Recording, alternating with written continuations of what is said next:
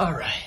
This isn't a dragged out, high dopamine, break into tech sales video that's not going to give you any insight. This is my complete guide to breaking into tech sales in recent times for people who want real advice from someone who's actually been through this journey, and kind of recently as well. I broke into tech sales about 2 years ago with the same goals as you, make more money, have more freedom and flexibility, build a skill set that helps me in life, being good with people, being good with girls even, learning to influence and persuade and get whatever you want in life, basically, while building the skills to be successful in the entrepreneurship field and in your future. So I'm going to try and give you the best and real advice that I can in hopes of helping other people who are at my starting point that I was at not too long ago, because it's unreal how much my life has changed after learning about tech sales. And after working with and learning from other beginners out there, I found the top problems and concerns that people face, that I've faced when breaking into tech sales before I did. And they're basically, number one is like, they don't know what tech sales is. They're uncertain if they can even do it or if they'll be good at it. And they don't know why tech sales is better than other sales jobs out there. Another one is that they don't feel like they have enough experience and they don't know what the day-to-day is like or if they can even do it. And also they don't know how to break in or stand out from the competition with a lot of people trying to get these jobs. So I'm going to cover all of these today in a casual, kind of hopefully as unedited as I can way in this video. So it's going to be a short and effective video, and I'm going to address the concerns and go over the exact steps that I've taken that have landed me multiple high-paying tech sales roles, and the exact same steps have worked for friends of mine and people that I've helped do this as well. This guide is specifically made for absolute beginners to tech sales, but also for those who've been trying to get into tech sales and nothing's been working.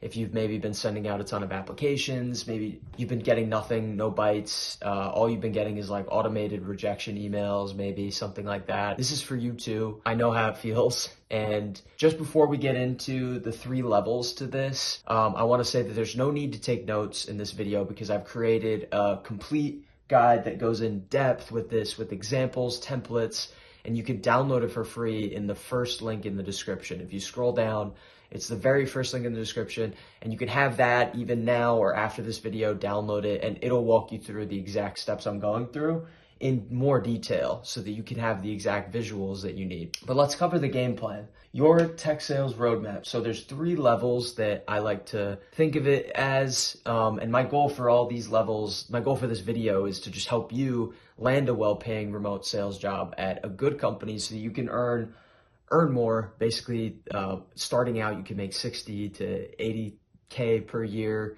in an entry-level role, which is the best starting point for beginners. And then long-term, the industry, you can make like 300,000 to 500,000 annual salary if you stick with it for the long term. So it's a very lucrative industry to get into. And so you can travel more, be free, which is one of the reasons I got into it as well. So that's nice. All you need is laptop, Wi-Fi. So, and also you can build real skills instead of doing kind of mundane work that I was in the past. Skills that help you in life. So it feels good and it's meaningful and purposeful. So let's cover the level 1, awareness. So at this stage, I'm going to help get you aware of what tech sales is. So, and solve these top confusions and concerns that you might have before getting into it so that you can be primed to kind of understand the foundation and be able to move forward with level 2, which is process. Process is where I'm going to walk through the exact steps to landing a high-paying remote role in tech sales with templates and examples. Some will be on screen. All of them will be in the guide again in the first link in the description. Level 3 will be performance, where I talk about how to become a top performing BDR in your onboarding class and just make an impact early on in the role and kind of just navigate success early on. So let's just get into it. All right, so level 1, and I'll just let you know that I do have notes up here. So if you see me looking toward the right, I am watching notes. I just like to be as real and as honest as I can for you guys. So just letting you know that. But level 1, awareness. So I was lost after college, and after years of doing kind of like mundane jobs where I was doing like hourly pay work, I didn't really like it. It didn't really click for me. I felt like I was kind of just going through a cycle of the same routine. And once I found tech sales, I really was happy because I wanted to like do meaningful work and get paid in proportion to the energy that I put into something. And that's why something like tech sales was so good. In addition to that, it took me out of my office job that I was in, and now I'm able to travel more and do cool things while building real skills in the digital world and sales and learning how to sell and persuade people online and do this for a living. It's such a great opportunity. So I was also really committed to it, especially once I realized that some of the most successful entrepreneurs like Mark Cuban, Warren Buffett, they had all worked in sales before they got big in entrepreneurship. And I'm a very entrepreneurship minded person. So that's another reason that got me into tech sales. But once I committed to this path, I did it in a fairly short amount of time. I worked with recruiters, sales managers, like I've talked to all these people. I was networking a ton and learning what I needed to. I was even paying coaches for help for how to position myself right. And I've learned a ton of things. And once I committed to this path, it really took a short amount of time, like 28 days to be exact, to get my first like good paying, solid remote tech sales role. And I want to share, I've seen it been done quicker. I've helped people do it in quicker. So it's really powerful, this process that I'm going to cover, and it can really change your life in a short period of time. But let's cover, what is tech sales? So software, tech industry, software, tech sales, technology, they solve big problems. Everybody uses software. If you have a phone, you use apps, which are software. Businesses use software to accomplish their business communications, right? Everybody uses software, which is why it's such a big industry, and it will never die out.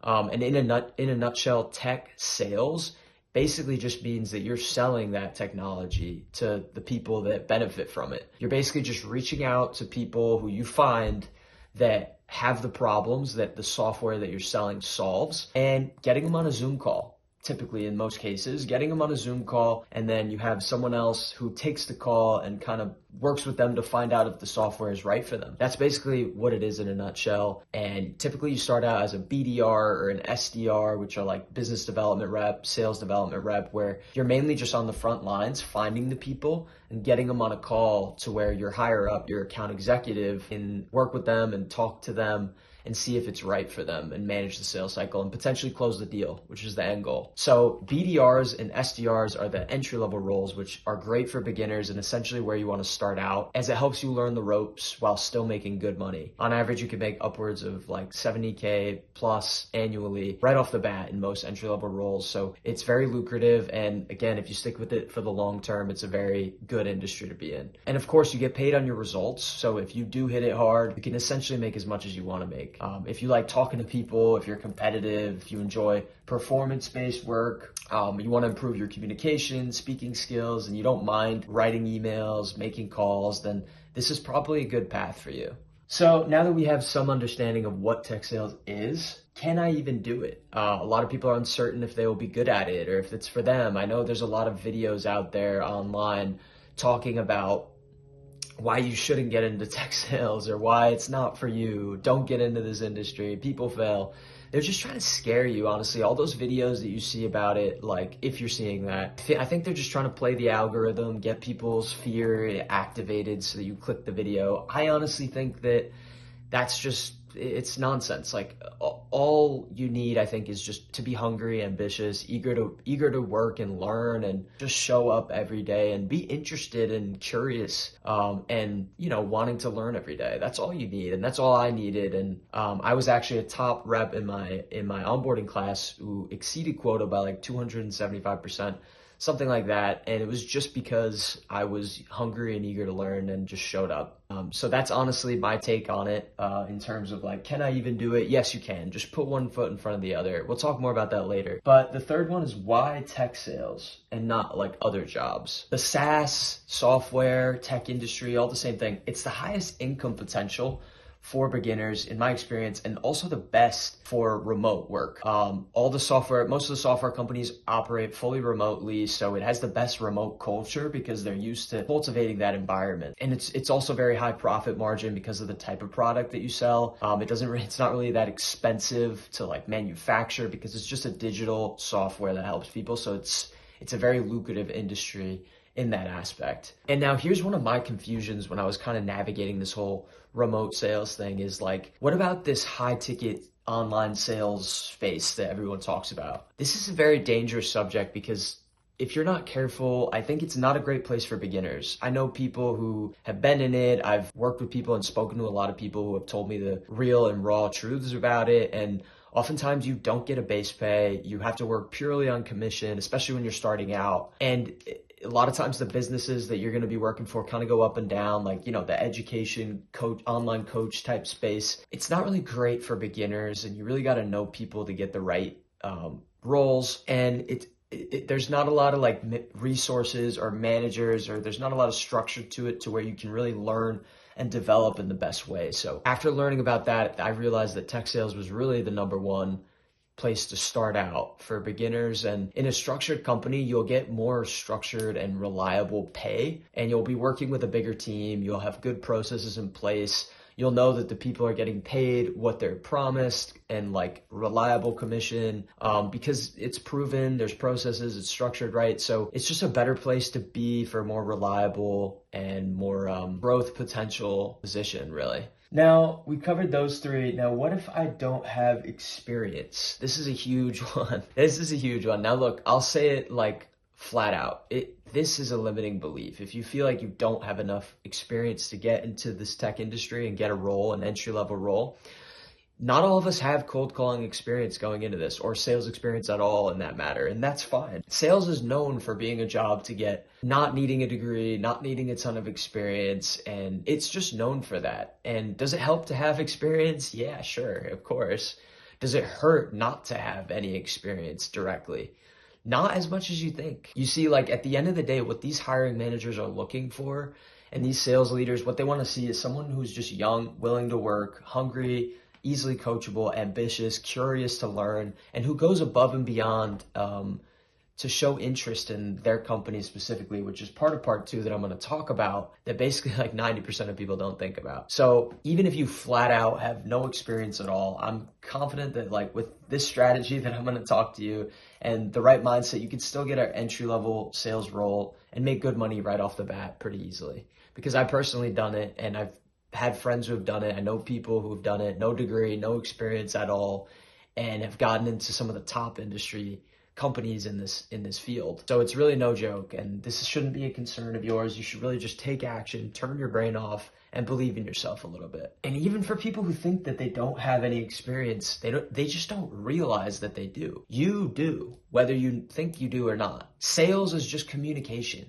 If you've worked in a restaurant, or if you've gone through school, or if you've given a public speech, like you've done sales, you've communicated with people, you've paid attention to detail, you've done research, like you're capable of all these things that translate to these roles, which I'm going to talk about specifically, that you can showcase in your resume. Even if you don't say it directly, like whatever your experience you do have, you can explain how your day-to-day or how your past experience translates directly to what you'll be doing in sales. The trick is to explain how your skills and experience, whatever they are, translate to the sales role, which it all does. Life is sales. All right, and then the last one is, what is the day-to-day like? This is a huge curiosity that people have. Look, like if you have a Wi-Fi connection, if you know how to send emails or make a phone call, then you can do this.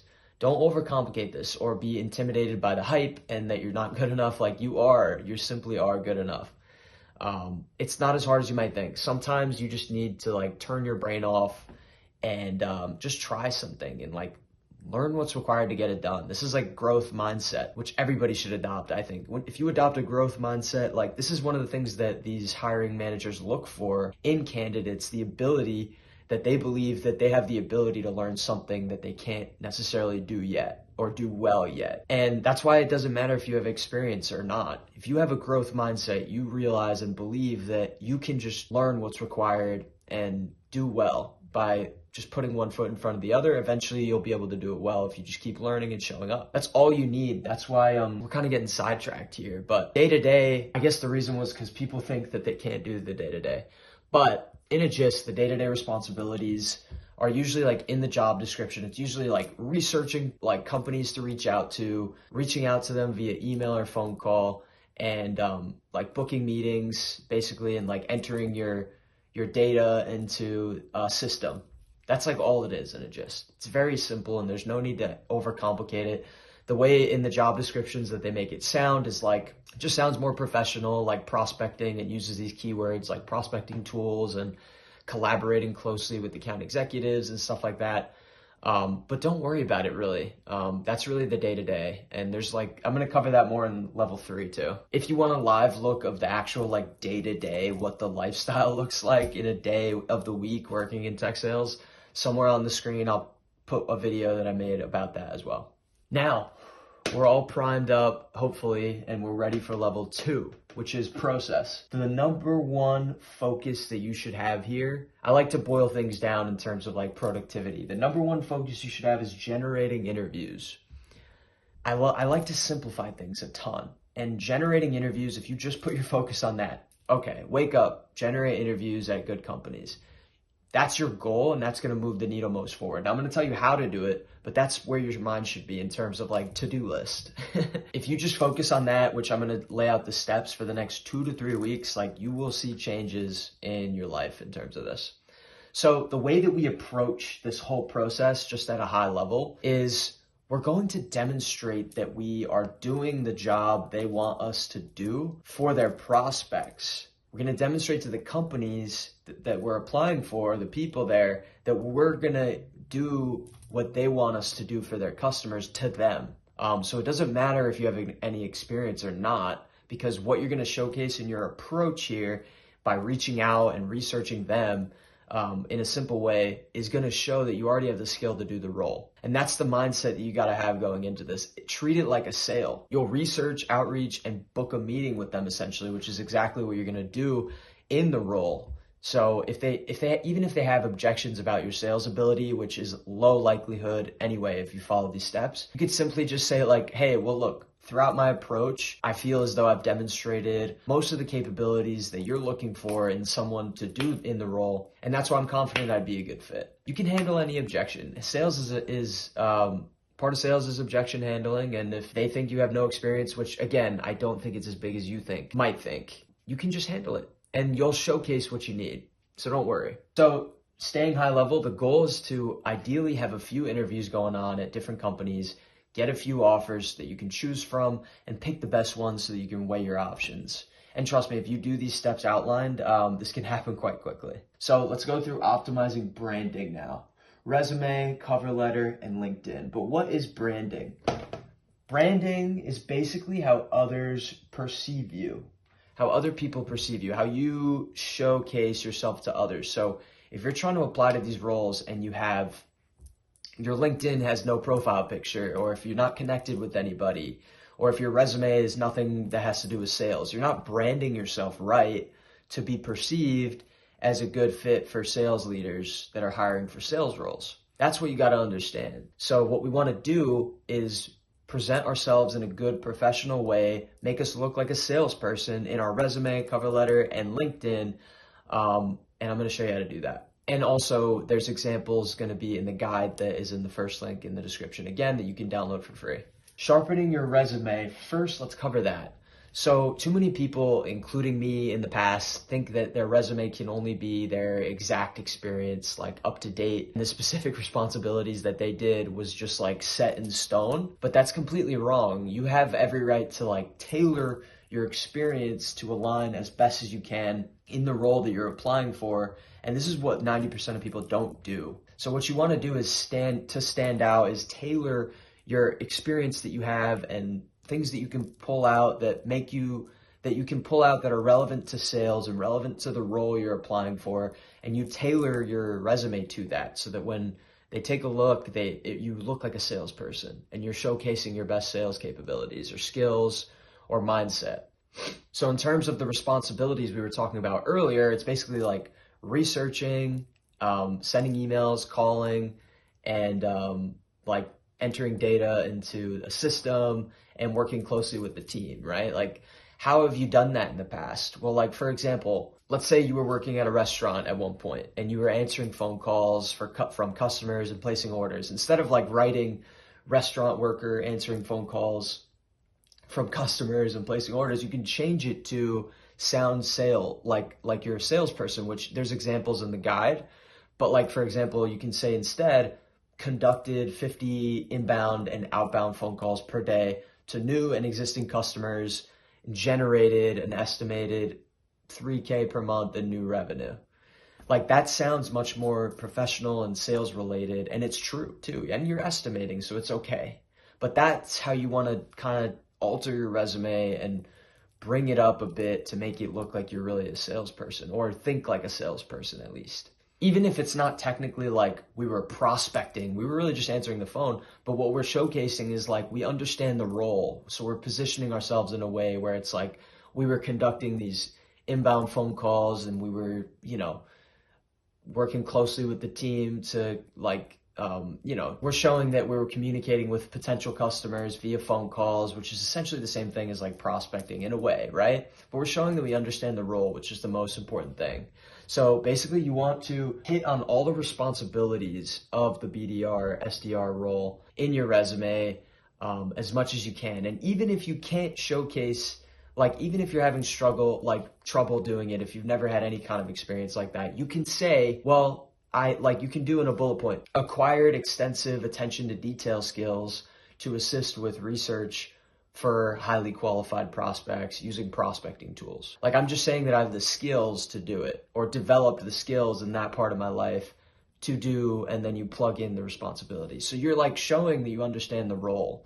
And it's kind of the same thing. And you're not saying I've literally done this. You're saying I have the skills, I've learned the skills, the attention to detail, the communication skills to conduct this responsibility. And that's key. That's the trick here, if that makes sense. Sales is also very numbers driven, which is why in the example I gave before, I was doing estimates with numbers like 50 calls, 3K per month revenue.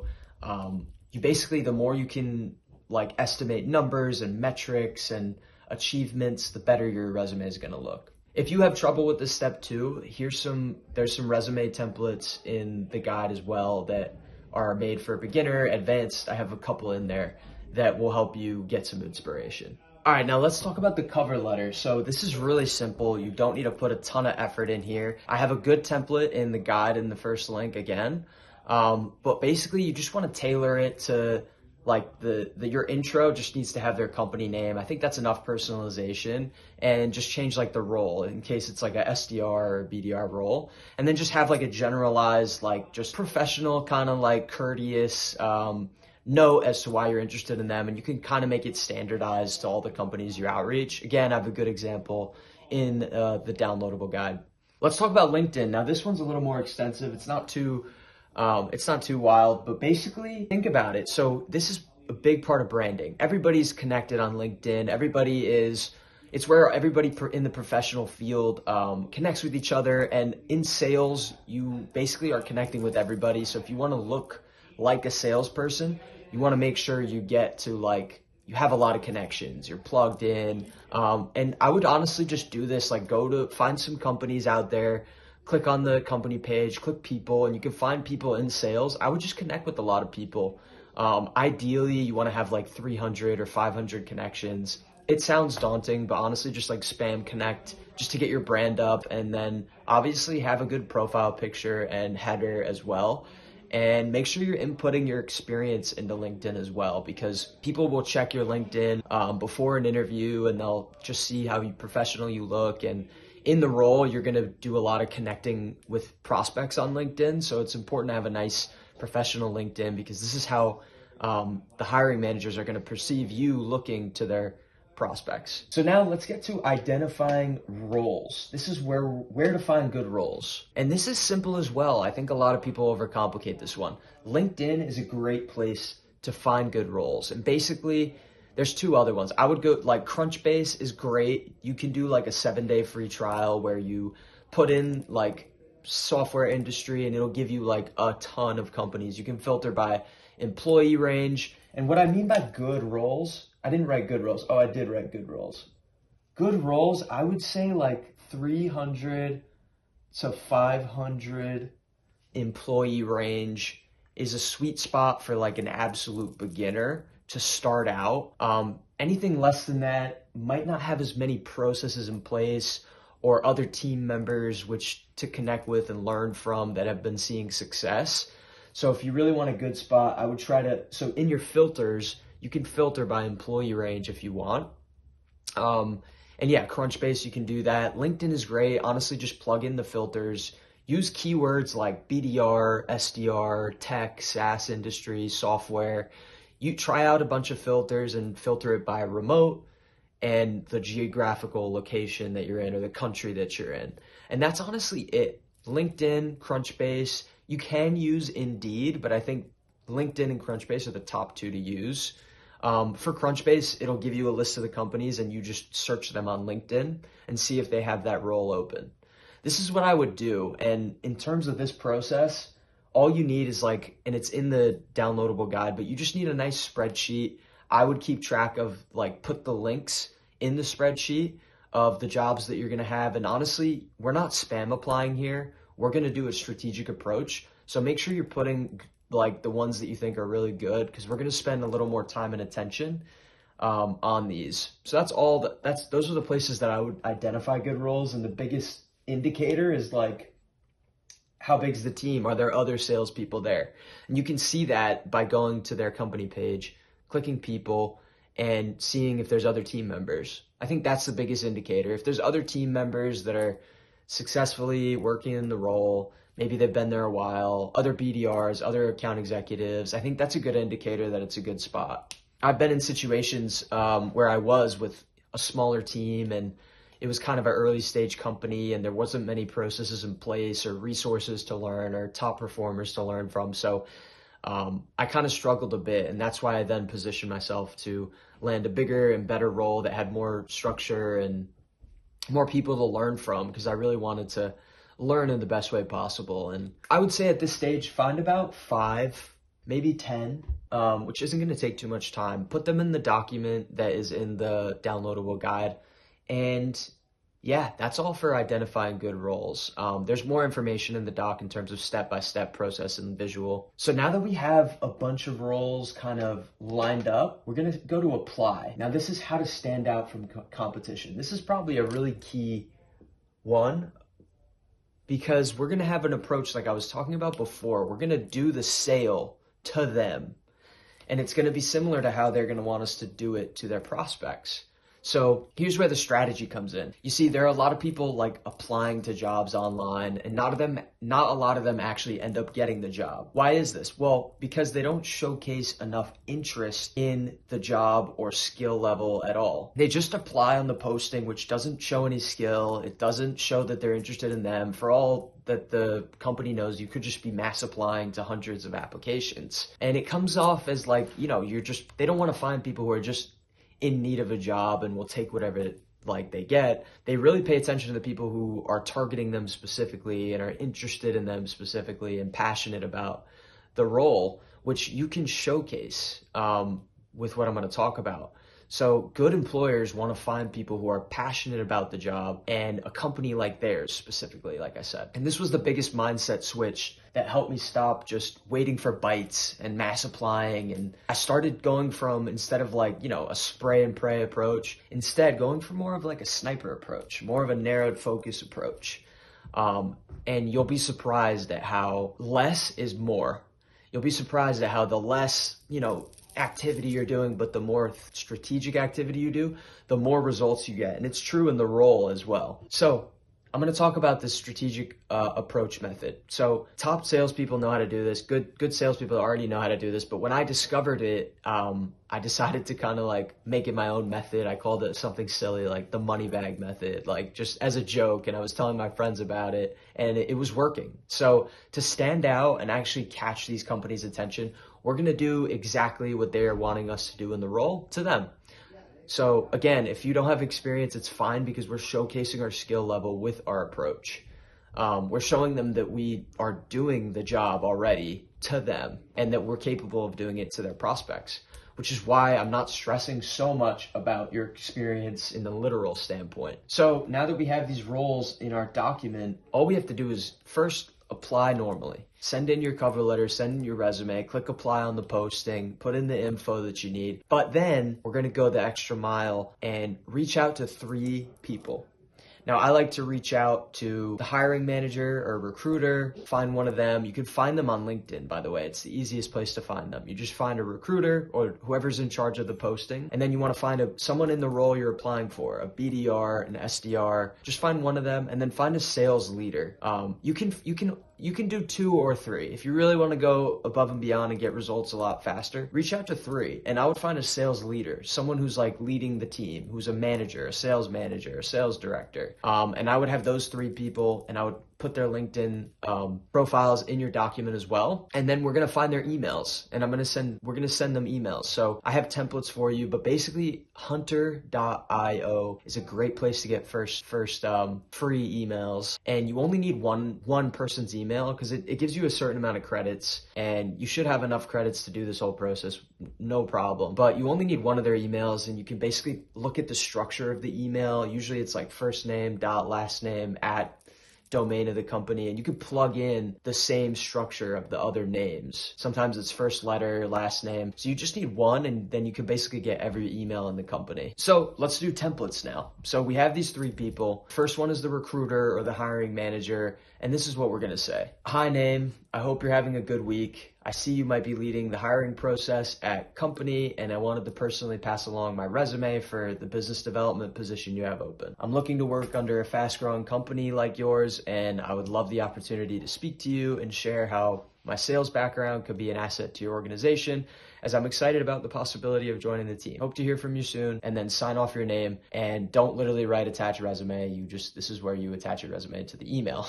And look, just a side note, even if you think that you don't have a sales background, you do. Life is sales. Selling your friends to go out is sales. Selling your siblings to stop bothering you is sales. Selling your teachers to giving you an A is sales. You get the point. Like, sales is communication, and you're doing it, and you've been doing it all your life. Don't underestimate your capabilities. All right, got the first email out. This is the second email to someone in the role, so an SDR or BDR. Hi, name. See that you've been on the BDR team at companies since 2010. Wanted to reach out as I'm interested in pursuing opportunities for the business development team there. And I was wondering if you'd be willing to share some thoughts on what it's been like working there and the culture. Thanks in advance. Sign off your name. I don't know why I said 2010. That's a crazy amount of time to be a BDR, so just forgive me on that. But also, if you connect with them on LinkedIn, which I recommend you do while you're looking at their profile, you could send something like this. Hey, name. I'm glad we got a chance to connect here. I recently switched gears to pursue a sales career. Currently looking to break into the tech industry. Wanted to reach out as I'm interested in pursuing opportunities for the business development team. And I was wondering if you'd be willing to share some thoughts on what it's been like working there and the culture. Thanks in advance. So basically what we're trying to do here is get any kind of conversation going, get some tips on like how the culture is, what the work-life balance is, any tips. Because it's really powerful when we hop on an interview and we showcase that we've spoken to the team. It shows that you've been above and beyond to show interest in the role. And also, even the fact that you reached out causes a ripple of communication, and it makes you stand out. The person who you reach out to is going to tell like the manager or hiring manager, hey, somebody reached out to me with a personalized message, and it gives you a much higher likelihood of getting a chance at an interview, because it shows your communication skills and shows that you know how to do the role, basically. And now for our third email is going to be to a sales leader, again, a director, BDR manager, or any sales higher up. Hey, name, see that you've been leading the sales team at companies since 2019. Wanted to reach out as I'm interested in pursuing opportunities for the business development team there. I was wondering if you're involved in the hiring process at all. I would love the opportunity to speak to you and share how my background could be an asset to your organization, as I'm excited about the possibility of joining the team. Thanks in advance, your name. Now, typically what's gonna happen when reaching out to a sales leader or a BDR is they're gonna share some tips with you and point you in the right direction of the right person to reach for the first stage. Usually it's the recruiter, but it makes a good impression on them and the people you'll be interviewing in the second stage as well. So what's likely gonna happen is they'll say, hey, thanks for reaching out. Culture's great. I like it. Here's the name of the person to reach. Maybe they'll intro you on, and then you'll very likely, it's basically like getting referred. This is essentially the same as when someone tells you like that they knew someone in the company and that's how they got the job. You hear that a lot with people where it's like, oh, they knew someone, but in this case, you're forming your own connections. And this is networking in the modern day, which is pretty cool. So even if they point you in the right direction, just thank them and then send this template to the person they referred you to if they didn't like intro them on. Hey name, was just speaking to so-and-so about the role and how great the culture is over there. They mentioned you were the right person to reach regarding the BDR role that's open. Would love to find some time to connect and chat about how my background might align with the role. Let me know if you have some time in the coming days and weeks to connect. Look forward to hearing from you. Sign off. So essentially you're booking the meeting with them and you're showcasing your skills here. And this is so above and beyond than what people do, and most people just wait for them to reach out and either give them an interview or not, and they don't do any of this, and this is what really helps you stand out in the modern day. So now what happens if you send out emails to people at a company and no one responds? Well, give it about like 2 days or so and then follow up with them. And here's a good follow-up template. Again, these are all in the guide, so don't worry about writing any of this down or screenshotting this, but a good follow-up email can just be, hey name, hope you had a nice weekend. I don't want to bother you too much. Just wondering if the team is still considering candidates for the BDR role. Let me know either way. Thanks. Name. This just goes such a long way, and this will show your skills so much more too, because they want to see that you know how to follow up and that you're persistent, and you're just giving yourself such a high chance of getting an interview and also having a good impression when you get on that interview from what you already did in terms of showcasing skills for the role. So this is going to make this whole process is going to make your interview a lot easier, because they might not have as many questions for you in terms of your experience because you're showing it in your approach. Now, what happens if you get rejected? What happens if during this application process you get a rejection email that says, hey, sorry, thank you for applying, but at this time, we're not looking to interview you? A lot of people give up, and this is the problem. See, nowadays people have AI systems that can automatically like weed out people's resumes, or sometimes they just have gotten like way too many applications already and they didn't get a chance to look at yours. So it really doesn't mean that you're not qualified for the role. Sometimes it can just mean there's too much, like they have too many people to reach out to that they can't, they have too many people applying that they can't spend time there. But whatever the case, this is a great opportunity to showcase that you're passionate about the role and that you go above and beyond and don't take the first no for an answer, just like a salesperson does. So this is just another opportunity to showcase your skills even further. And I've personally helped people who've gotten another shot at an interview by using this exact method and template. It's possible. So here's what you do. All you do is just send an email to the hiring manager or recruiter and send them something like this if you get rejected. Like, hey name, thanks for getting back to me here. While I felt I'd be a good, strong candidate because of my outbound experience and customer-facing background, I genuinely respect your opinion that you know what's best for your team. If anything with this position changes or you feel it might be worth a quick chat to see if my experience might further align at the company, I would be happy to come back for additional consideration. Additionally, would you be open to sharing any feedback you might have on why I wasn't considered if it's not too much to ask? Thanks very much. Sign off. And what you're doing here is you're asking for feedback as well, which is another strong skill of salespeople that perform well. And it's something they're looking for in the role. They're looking for people who have that, who are coachable, who ask for feedback, are receptive for feedback, who seek it out and want to learn and grow. So that's the key here. And a lot of that people don't do, and which is why if you do this, you will stand out. So what you're doing with this kind of approach is you're creating ripples of your name within the company, and you're highly likely to get noticed, admired for your above and beyond effort and your skill. Like, congrats if you've done this. Like, you've exactly demonstrated what prospecting is. So you have the right to showcase that, you know what I mean? Which is why you should be confident in your abilities. So let's move to interview process. We covered a lot in the application process. So again, if you're sitting back, getting the high level overview, it's a great thing that you're gonna have that walkthrough once you're done, and you're gonna have a better understanding by watching this video to go take action on it. But in a high level, there's 4 stages to an interview process. The first one is phone call screening with the recruiter. Second one is video interview with the sales manager or whoever's in charge of the team. And then the third one is a mock call. And then the fourth one is not really a call, but you're going to get it's where they give you the job offer or they don't. And that's the general structure. Now, a lot of them, every company is different. Sometimes it's differently structured. Sometimes there's more steps, less steps. But in general, if you prepare for that, you're gonna do well. So the first thing that you should do is company research.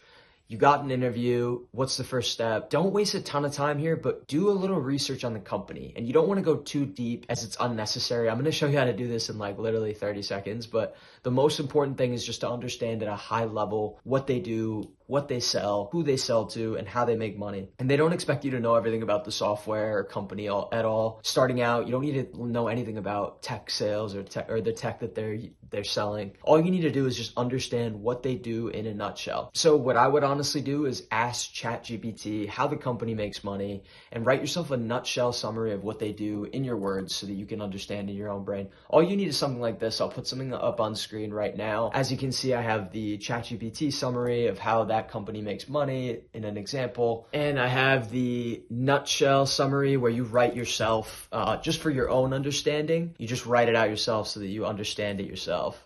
Make it simple for yourself to understand, because like in sales, simplifying how you help people is key to being understood and booking meetings and closing deals. Complexity kills all deals. Remember that. Now, how do we prepare for the interview? So I'm going to briefly walk through this process, how it works, how to stand out in these interviews so that you can land a good role and perform this with ease. So just for a rule of thumb, whenever you get granted an interview or granted a next stage, connect with that person who you're going to speak to on LinkedIn. This just helps put a face to the name and helps you be more relatable and personable, and just helps you have a better impression when you get on the call. So the first stage, nailing your phone screening. This section is usually just going to be a phone call that they'll be making to your phone. They'll tell you like, hey, you'll organize a time over the email that they'll be calling you.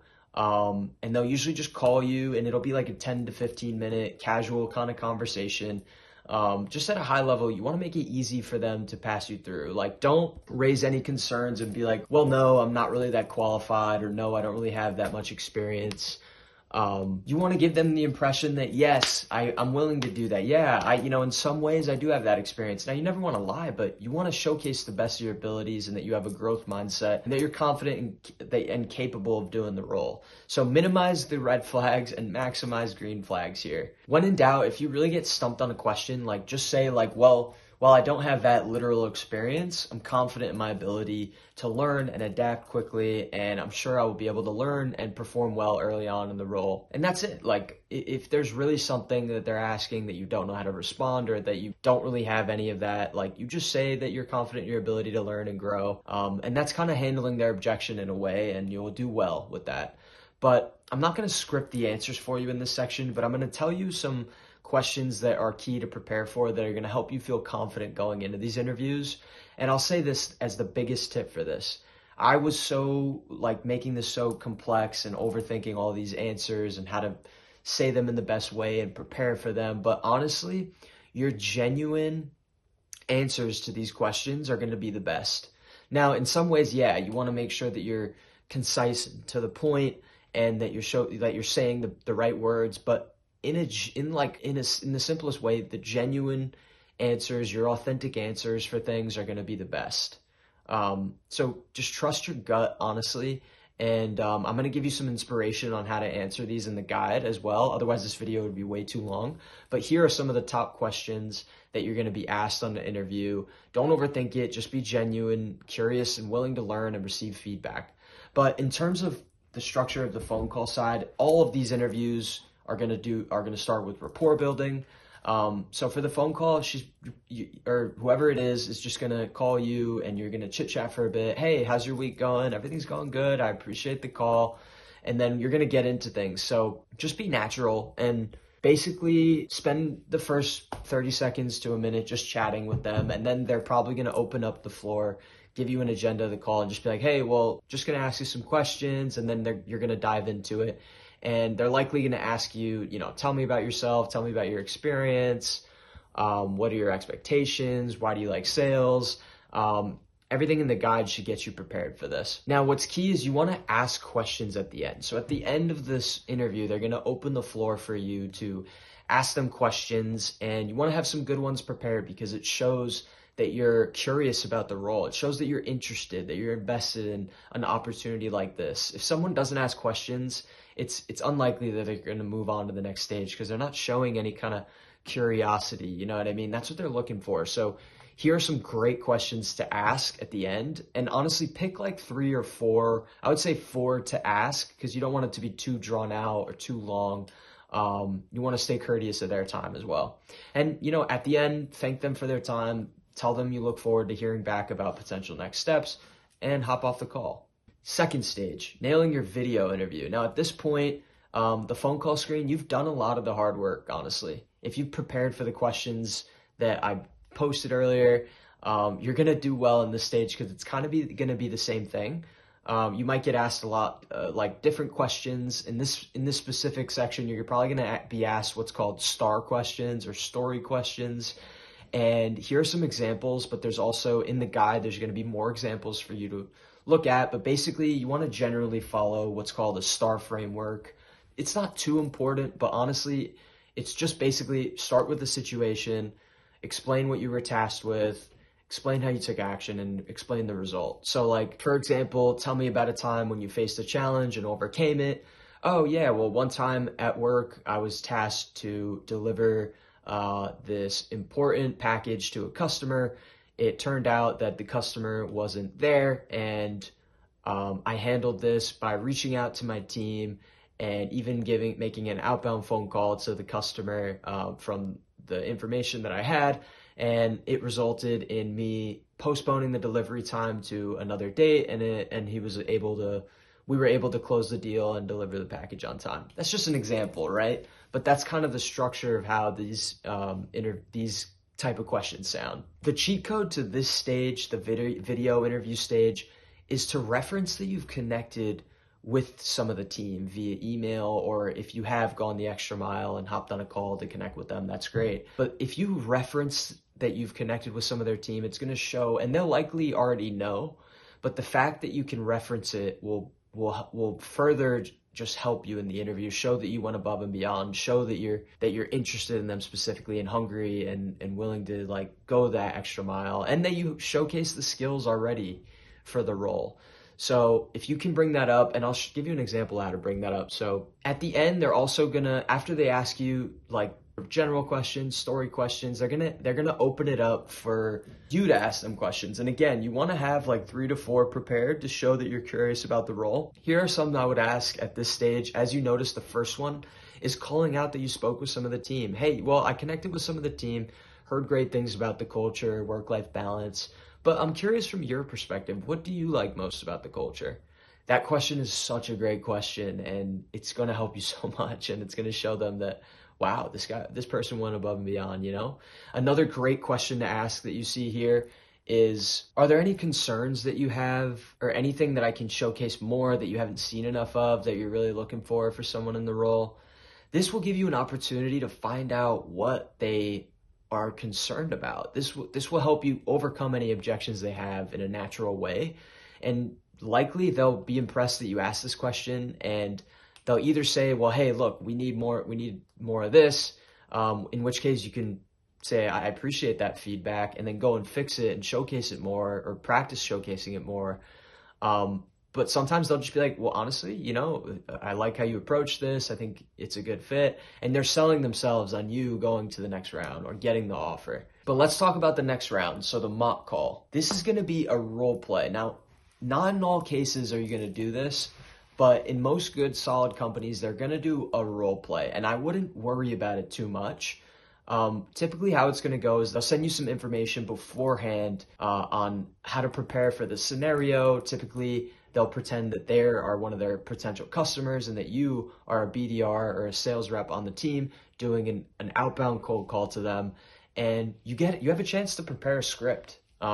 You can prepare a script. I have a script written down in the guide, but basically you can just like prep for the scenario. Don't be too hard on yourself because they're not looking for you to do it perfect. What they're really looking for, and this is the key here, is that you're receptive to feedback. And how it's going to go is they're going to kick off the call. You're going to do some rapport. You're going to chit chat for a bit like normal. And then you'll jump into the scenario. They'll let you ring them and you'll do your opener and you'll do the reason for your call, which I have an example reason for the call in the guide. And the trick to this is like you can use any kind of strategy, but I like to use problem-based language. So this is the script that I recommend using that I personally have used. It's Here's the opener. Hey, name, we haven't spoken before, but this is Chad calling over from company.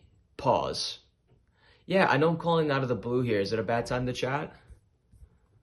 Perfect. Well, I'll be super brief, honestly. I was just reaching out. I see that you're leading sales over there at company, and we're speaking with a lot of similar sales leaders right now in the manufacturing industry, for example. And a lot of them are struggling with, and this is where you plug in the top 3 pain points that their prospects face that their software solves. And you can find this from like ChatGPT or just look it up online, honestly. So I would say like, yeah, a lot of them are struggling with managing pipeline fully, finding enough prospects to reach out to, and having difficulty with the software that they're using. I was just curious, how are you handling that today? If it might make sense to have a larger conversation to see how we might be able to help. That's a great reason for calling, and you're calling out their pain. And if you do that on the mock call, they're going to be impressed. Now let's get into objections here. There's basically 3 top objections that you're going to get, and I'm going to tell you how to handle like all of them the same way. So typically you'll either get like, oh, well, it's not a good time, or, oh, we already have a solution, or we're too busy to look at software right now. So basically in terms of objection handling, you just want to seek to understand, and you want to try to dig for pain. At a high level, all you need for booking a meeting in general is to dig for pain.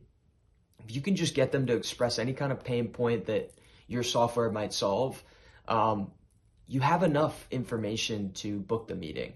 When people express or feel pain, it causes them discomfort. And when there's discomfort, they search for a way to solve that.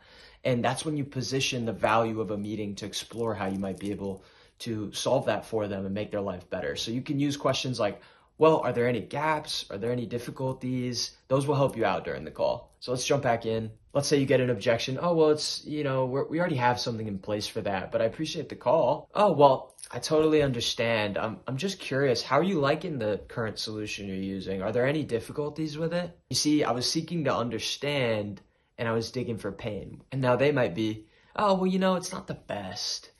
Oh, really? Well, what's really bothering you about it? And you can dig, you keep digging. That's the idea of the booking a meeting. You dig.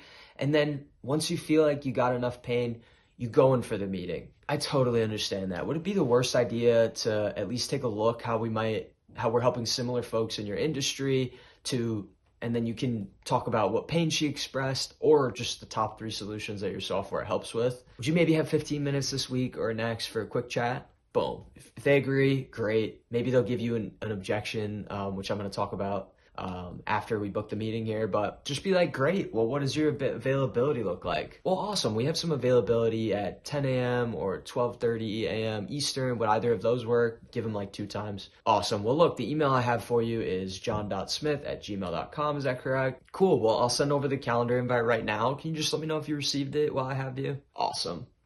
Well, great. Is there anyone else you want to have on the call that might be interested in taking a look at this as well? Great. Well, you could just add them onto the invite. I'm also looping in my senior colleague who will be able to walk you through the platform in more depth and answer any questions you have. I'll send a reminder closer to then, and I look forward to chatting soon. Boom. And that's how it's going to go. And then what's going to happen is they're going to run through it again, likely. They're going to give you feedback. And what you want to do here is appreciate the feedback and implement it again in the second go around. They'll probably tell you something like, oh, when booking the meeting, maybe don't offer them 2 times. Maybe just say, what does your availability look like? They might give you any kind of feedback.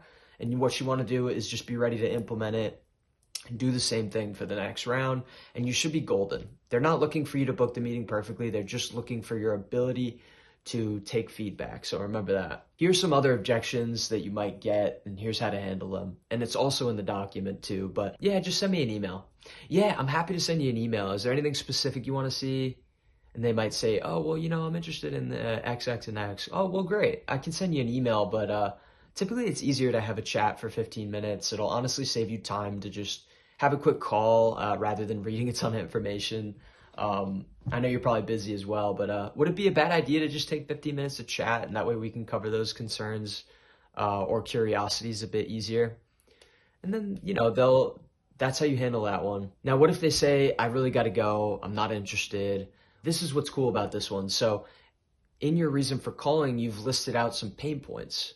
You could just say, listen, I totally understand that. If you're facing any of these problems at all, would it be the worst idea to see how we're helping other folks who are facing similar problems? It might open something up, right?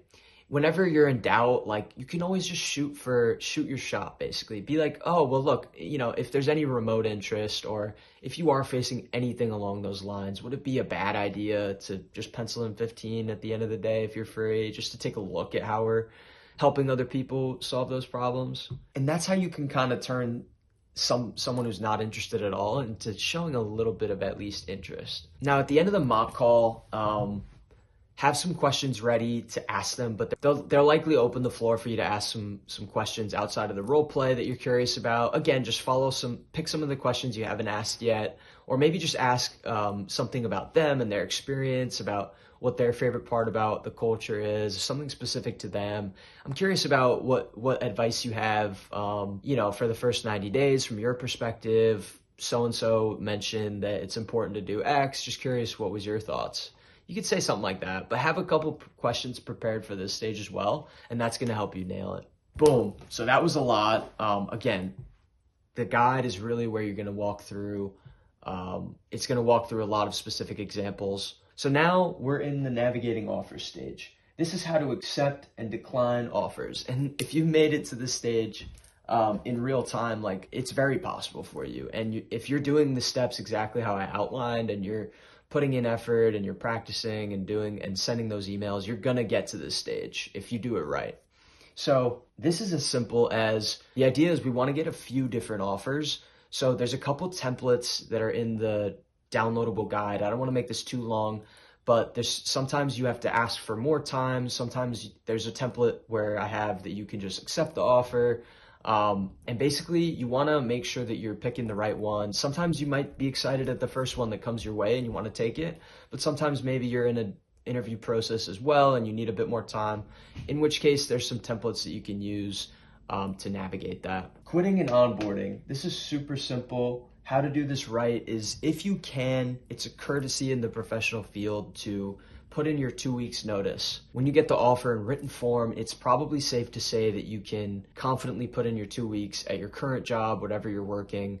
And it's a courtesy, and it just keeps, you might need something from them down the line. You might need them to get you some paperwork. You want to make sure you end things on good terms, never burn any bridges. So courtesy here is put your 2 weeks in, and then you should get communications about when your first day is, and you can just chill and get ready to start learning, and maybe even do some learning before. But yeah, onboarding is basically going to be them getting you up to speed on how to do the role, and there's likely going to be a ramp period where you're not at full targets right off the bat, and they'll kind of help you learn and digest, and then ramp you up slowly to performing as a rep in the role. All right, so level 3, and this is my favorite level because this is what I am in now, and I'm continuously growing. But in terms of the early stages, I was successful early on because I studied success from top performers. Now, this is why it's also important that you get into a company that has a solid team size. Even if it's just a few members, you want to have people that are performing well that you can learn from and listen to their calls, get inspiration from their emails, see what's working, because studying success is what's going to get you the most success early on. In addition to that, having a good day structure is going to be the next best thing that's going to help you make the biggest impact. Basically, there's 3 things you do in a day-to-day. Source new accounts, which is basically finding people to outreach, which you've done in this process. You've found people that are good to outreach in your application process. It's basically the same thing. That's one thing. And then the second thing is outreaching them, emails, which you've already done in the process if you followed it. And the third thing is dialing the phones. And you're going to get on the calls. You probably haven't done calls during this process yet. But if you just don't do those 3 things and optimize your day to do chunks of those things individually at their own times, you're going to do well. And the more effort you put in, the more volume you do early on, I think, is the most important thing. Just get reps out there, get messy, and that's going to be the next thing that's going to determine your success. It's going to take a little time to develop your process, and it's going to take a while to click for you, and that's fine. And once it does, if you've been studying success from top performers, that's going to really simplify things a ton. And if you pencil in extra time to do this, you're going to be ahead of the curve. That's an hourglass, by the way. Anyways, third thing is just have fun and learn every day. It's difficult sometimes to pencil in time to learn things new, but it's one of the most important things that's going to help. Getting better is going to help save you time. It's going to help you do better quality over time, which is going to help you instead of doing just a ton of random activity. It's going to help you be more strategic and get better results. Less is more. But starting out, you do want to make sure you have good volume and that you're seeing what works from other teammates. I hope this helps. That's the end of this video in terms of your tech sales roadmap. A lot of you will go through this process and read the guide, and some of you will click with it right away. Some of you have gotten some nuggets of wisdom that have kind of helped plug the holes that you were struggling with specifically. But some of you, like me in the past, have more questions, maybe more doubts or limiting beliefs or confusion that I needed one-on-one help with, that I sought out for myself. If that is the case, you can, in the guide, I have a call link. If you scroll down to the bottom of the guide, again, first link in the description. If you download it, there's a link at the bottom to book a call with me where we can chat and see if I can help you out in a more one-on-one fashion. For more content like this, if you want to live a life of more freedom and income potential and want more videos about specifics on transformation and doing things in life, like you can follow me on Instagram or just stick around the channel. I love making music too. I have a music channel you could check out, but I'm all about just having more freedom, doing what I love, and just having fun doing it. So I hope this was valuable for you. I hope you implement some of the things. If you signed up for the guide, you likely are on my email list. You could shoot me a question, just reply on any of the emails I send you, and I should be able to reach you. So otherwise, hope you have a great one, and chat out. Peace.